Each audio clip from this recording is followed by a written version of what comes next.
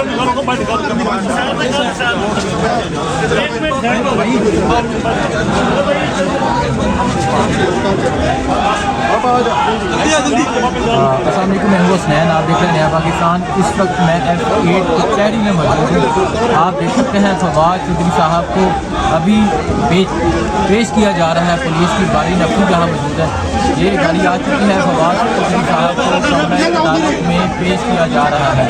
आप ये मनाज़र देख सकते हैं। फवाद चौधरी साहब को अब पेश किया जा रहा है। फवाद चौधरी साहब को कमरे अदालत में पेश किया जा रहा है।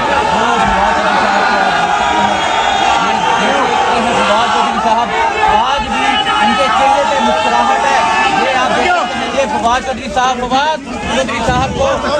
अदालत में पेश किया जा रहा है। आप ये मनाज़र देख सकते हैं। फवाद चौधरी साहब को कमरा अदालत में ले गए हैं। आप देख सकते हैं लोगों की एक बहुत बड़ी तादाद यहाँ मौजूद है जो उनके हाथ में नारे लगा रहे हैं और पुलिस की बारी नफरी यहाँ मौजूद है।